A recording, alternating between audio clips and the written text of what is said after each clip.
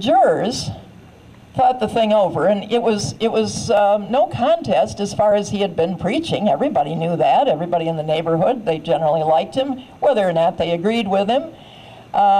So when it came to vote thumbs down or thumbs up for William Penn, they took their jury rights in their hand and they said, not guilty. Okay. The judge was furious, and some of you have picked up the Citizens Rule book and the Fully Informed Jury Association materials, and you'll learn the full story in there, but I believe the jurors initially, at that time, were actually thrown in the hoosegow by the judge because he was so incensed that he didn't get his way. But anyway, that's just one little background story. Another one was a fellow that some of you remember because later he became the founder of Rhode Island. His name was Roger Williams. I forgot that yesterday at Western, by the way. I mean, I've known it since I was this high, but it was an 8 o'clock class and I simply could not think of that name.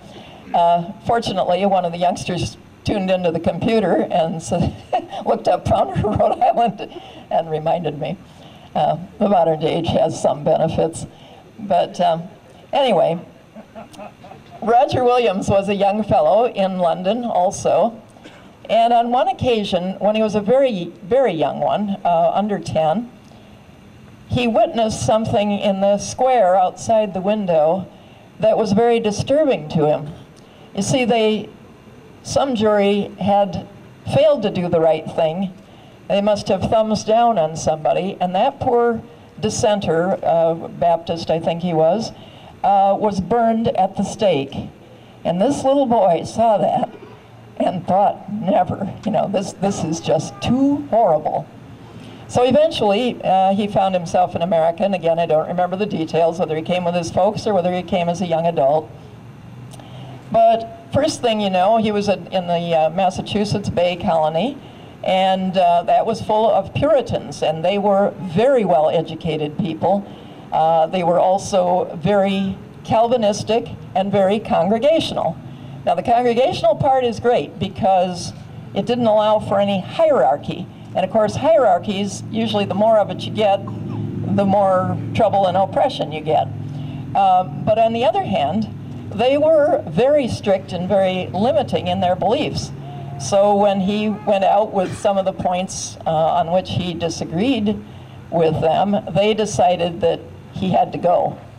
So basically, he was banished from the colony, and as a result, struck out and found some suitable land in what's now Providence, Rhode Island, and named it Providence in honor of God, and set up camp there.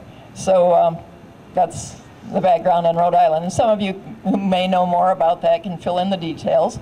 But anyway, you see that there was kind of a pattern. There were a lot of people who had suffered at the typical institutions of government and church. So it wasn't that they weren't Christian, it's that they didn't believe in having things dictated to them that appeared to go contrary to what they really believed. So anyway, when they got around to their founding documents, and by the way, that was for the Pilgrims, that was the night before they got off the ship. First founding document in that part of the world. They landed at Plymouth Plantation, Cape Cod area, and decided before they got off the boat that since they clearly were off course, they were not in Northern Virginia where they belonged, that meant that the charter they had been given for that territory didn't have to be observed. But they didn't want chaos, so they decided that they would draw up their own document. And that's the Mayflower Compact, pivotal in history because it's probably the first written document of a people specifically setting out to govern themselves. Think about it. Through all the generations and centuries, little groups of people got together, probably many of them that traveled around were no larger than this group, and somebody naturally became a leader because he was better at finding directions or whatever, and government just developed. but it hadn't been self-government. It was people taking over, people taking charge.